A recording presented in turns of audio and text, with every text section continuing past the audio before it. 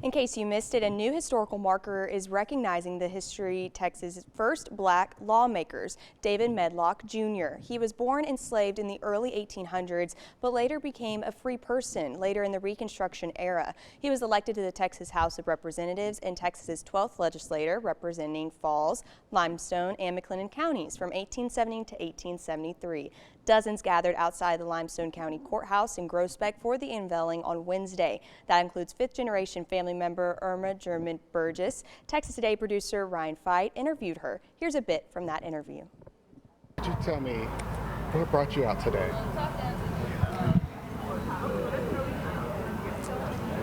The ability to celebrate this great legacy that David Medlock Jr.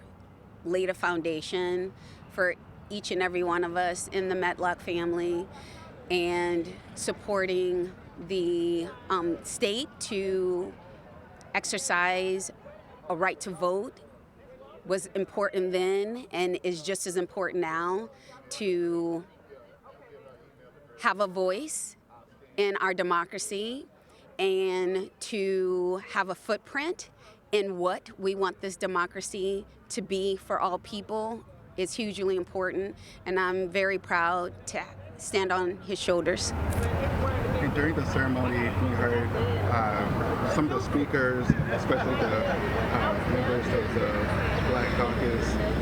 What thoughts went through your mind?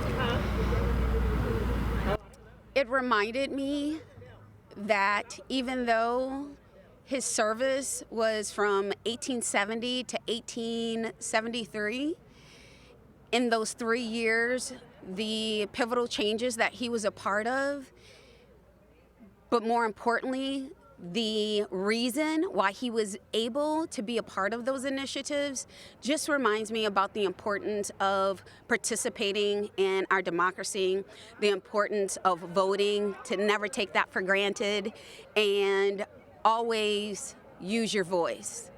And use your voice for the betterment of this country and the people in it. And I was speaking with someone earlier, he was from London, actually.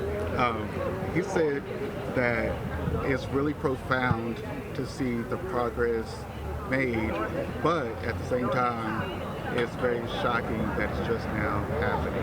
What are your thoughts on that? I agree.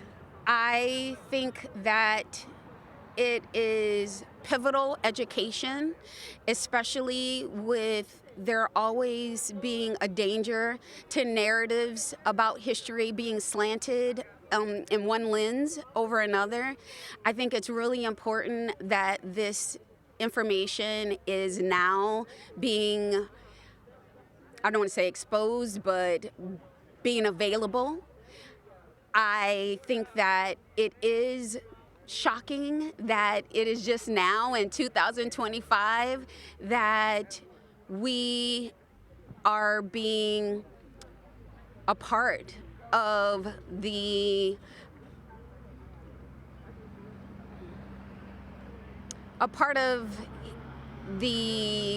legacy, exposure, and unveiling, so that others, like the judge was mentioning, beyond us, after we're all gone, this monument will stand and hopefully spark some curiosity, and people will be able to go and find some historical information about David Medlock Jr.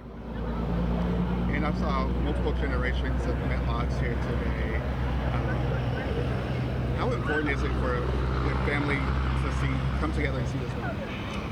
Very important. That's why I wanted my daughter to be here, to be present. She's missing school today, but I felt like if there was any reason for her to miss school, an event like this is so important.